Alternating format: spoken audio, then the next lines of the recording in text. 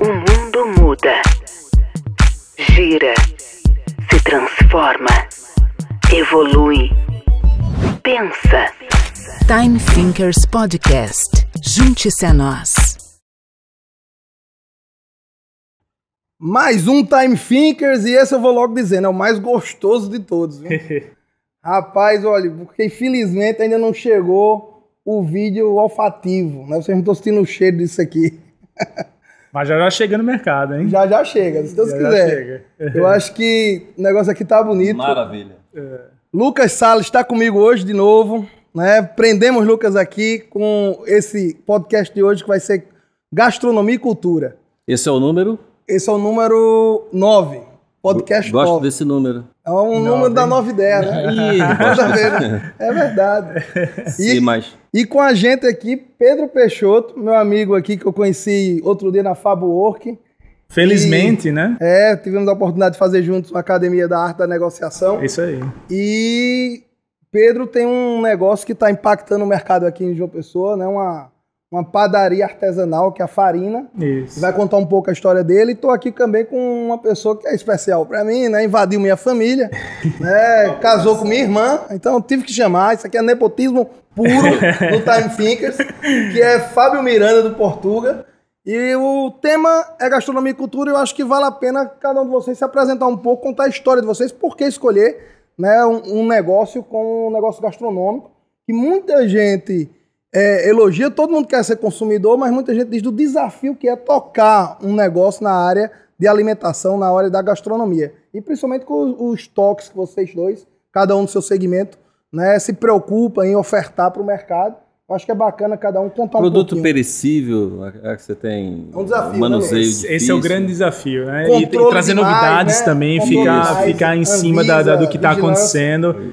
Eu acho que esse é o ponto, né? E a gente está falando de criatividade, acho que tem tudo a ver também com essa nova gastronomia. Total, né? A gastronomia 4.0, né? Já falando na questão da tecnologia 4.0. Mas enfim, bom, vamos lá. Meu nome é Pedro Peixoto, né? Como a gente estava conversando naquele dia lá no curso, eu até os 21 anos eu fui jogador de voleibol de praia, né? Por influência aí da família. O meu pai passou por essa carreira, meus irmãos também passaram por essa carreira. Pedro, vá contando aí que eu vou comendo. Não, beleza, fica à vontade. E aos 22 foi quando eu decidi, né, encerrar a carreira de atleta, né, que é uma carreira muito complicada também aqui no Brasil, onde se tem muito pouco apoio, né, de todos os lados, né, e se falando ainda mais de João Pessoa, uma cidade que tem tanto potencial, né, e já tem medalha olímpica, e não só uma, como várias, na verdade. E aí, aos 22, eu decidi cair fora dessa praia, né, e embarcar aí no ramo gastronômico, que naquela época já estava começando a engatinhar, né, aí por volta de 2008, por aí.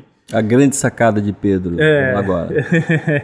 E aí, em 2008 foi quando eu decidi também ir o mais longe possível da família, né? Eu queria viver o mundo, eu queria vivenciar. E gastronomia é isso. É vivenciar, não é só comer, não é só se satisfazer, né? Você também ter essa experiência, né? E aí eu pensei muito, onde é que eu vou conseguir obter essas informações, essas experiências? Ou eu vou para os Estados Unidos, né, e viver esse mundo de imigração, essa vida complicada de lá, ou eu vou para a Europa também vivenciar isso, mas eu queria algo mais distante, até porque na Europa eu tenho uma tia que já mora lá há 30 anos e tal, e eu não queria família, eu queria estar longe da família, na verdade. Foi quando eu decidi ir para a Austrália. E lá na Austrália, já tinha em mente já fazer o curso de gastronomia, trabalhar na área e tal. Felizmente as coisas foram dando certo e fiquei por lá por 6 anos, né?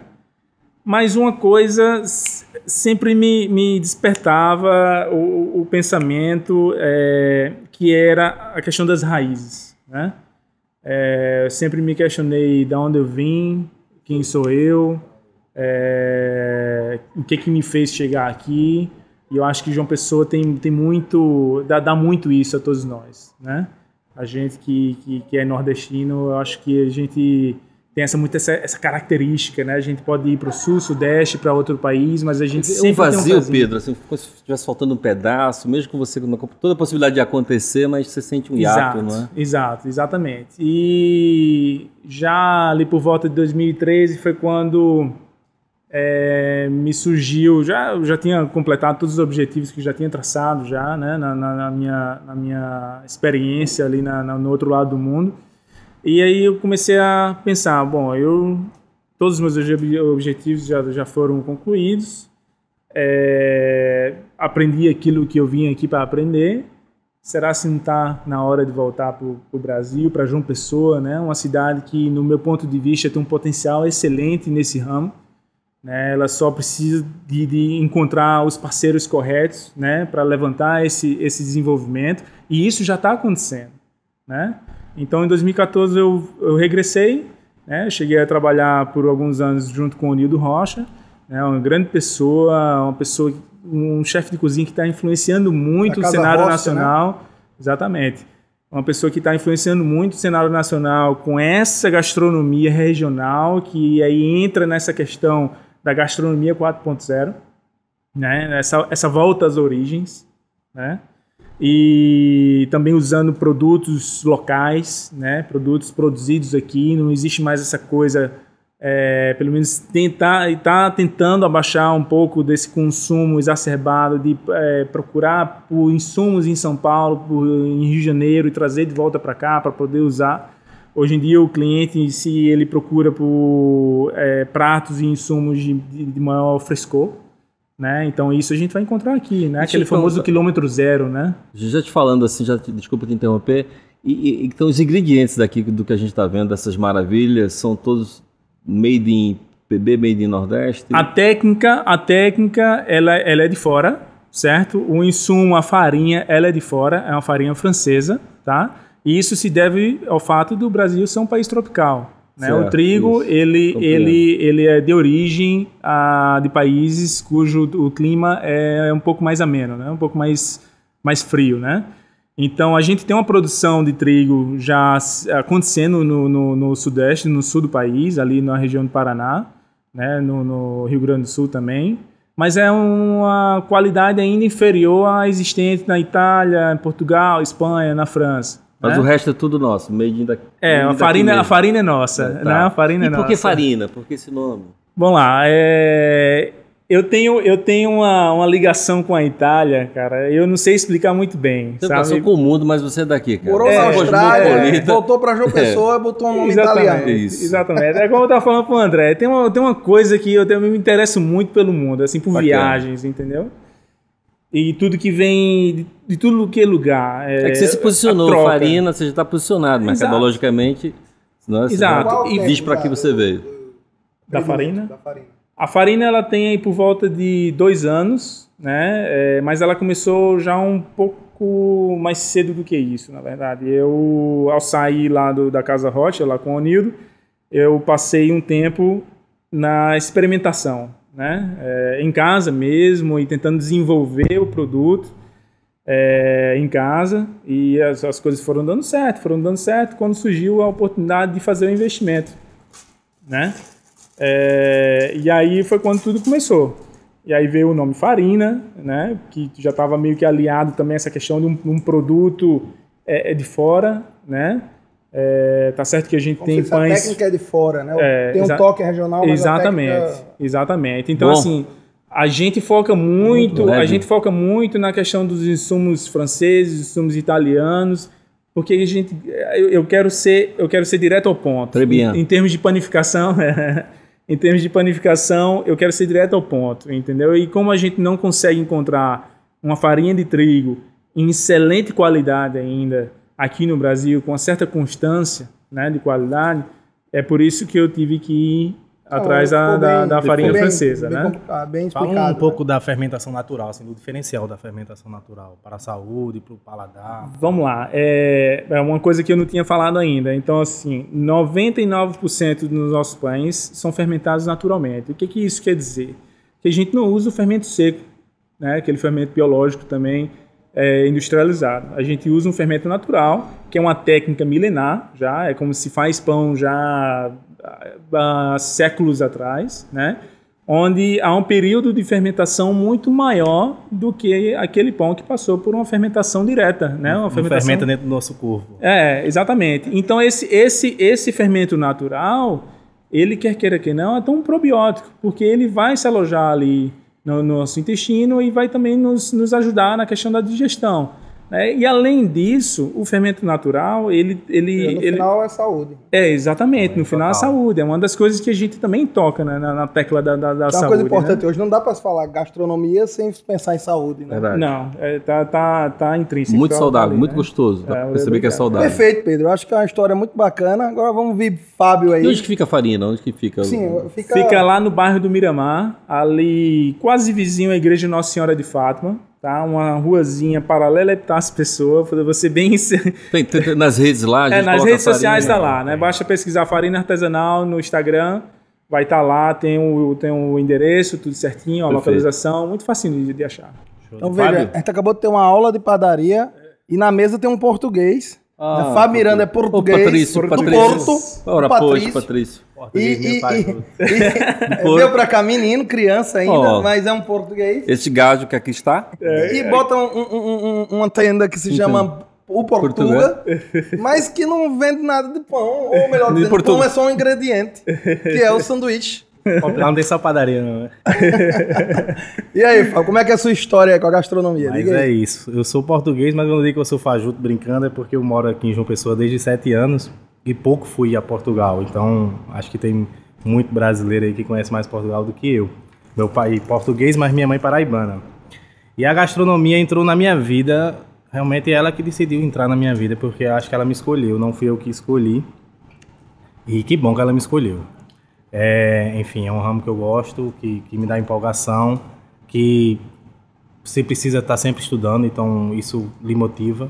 Você está sempre aprendendo. Acho que não existe. Tem rotina, né? Não tem rotina, e muda muito, então o cenário gastronômico muda. Principalmente eu acho que João Pessoa, a gente estava falando a respeito que a gente está sentindo que o Brasil ele está vivendo algo que a Europa já viveu há muitos anos atrás, que é essa apuração de paladar, de buscar coisas mais frescas, enfim, e técnicas.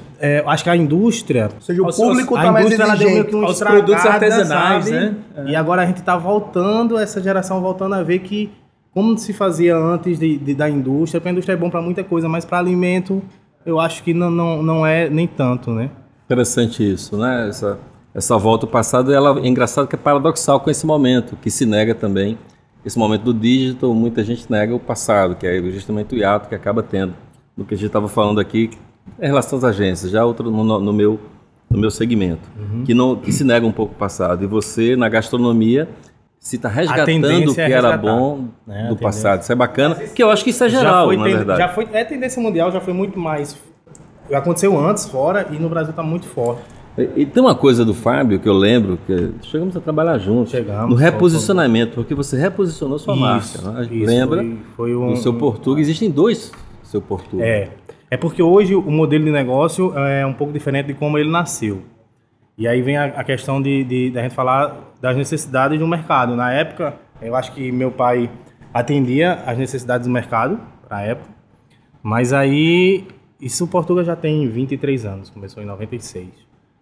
Então, passou por muita coisa dentro de João Pessoa, no sentido do que a clientela procurava, né? No final das contas, sempre quer qualidade, sempre quer, enfim, se alimentar bem, juntar você preço e tudo. Né, Fábio? Você saiu de um trailer, É literalmente, isso que... para virar depois uma lanchonete menor e para hoje ser um restaurante. Porque, por mais que ainda muita gente veja o Portuga como uma lanchonete, e talvez seja seu carro forte ainda, mas assim, tem muitos pratos que até...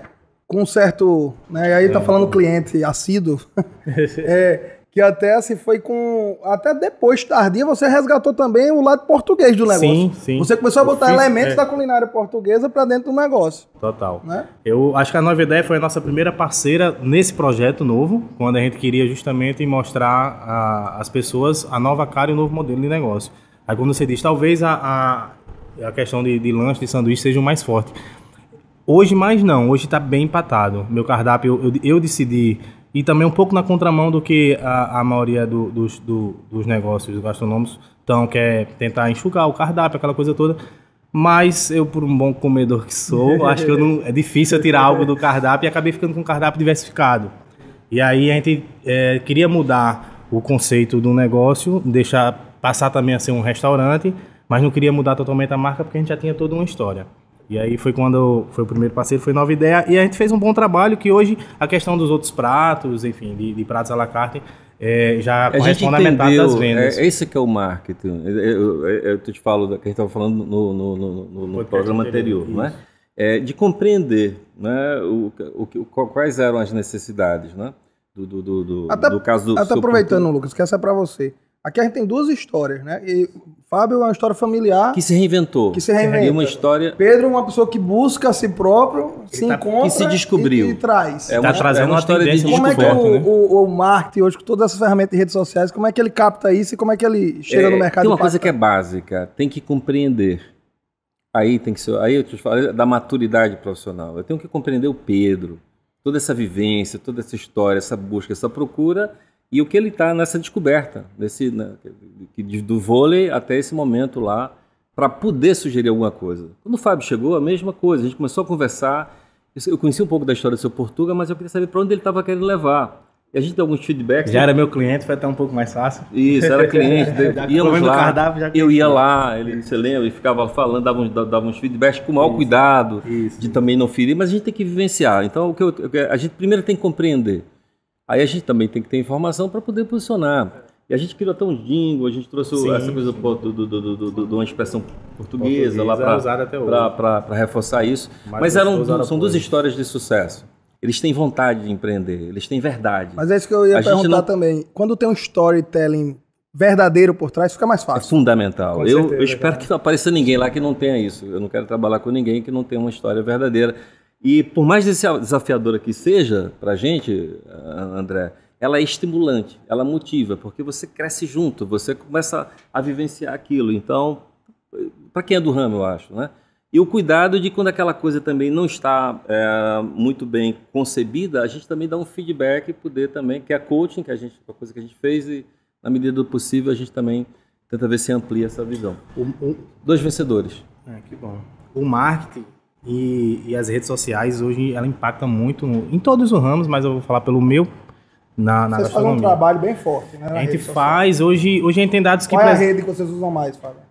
A que mais atrai comunicação com o cliente direto, eu acho que hoje é o Instagram. Mais que o Facebook. O Google tá querendo... Mesma coisa, cara. Instagram, se você deixar de postar, você vai sentir no outro dia a natureza da rede é foto. Magética. Experiência. E a gastronomia é muito visual, né? Isso, o desejo, a vontade de comer, você... Eu só posso dizer que é mais outro tema que precisava de outro podcast. Você não vai dizer que acabou, não. Não. Ainda bem que não tem pelo menos muita comida. O que eu gostei é que, sem dúvida nenhuma, foi o mais gostoso. É o mais gostoso, mais inclusive, saboroso. Que sirva de lição para os próximos convidados. Né? Perfeito. Passem lá na Farina, passem lá em seu Portuga. E comece a trazer a equipe aqui toda satisfeita, todo mundo mordendo um pãozinho, comendo um dadinho de tapioca, um bolinho de bacalhau. Rapaz, o Time Thinker está começando a progredir. Viu? Verdade, amém. Vida longa. Gente, eu queria agradecer, Pedro, obrigado, viu, por estar aqui com a gente. Fabinho. Tamo junto. Precisando, é só chamar. Estamos aí. E Lucas, mais uma vez, é um prazer ser seu aluno aqui. Tamo junto, seu hora. Vamos embora, que ainda tem mais coisa bacana aí para apresentar. Até o próximo Time Thinkers. Time Thinkers.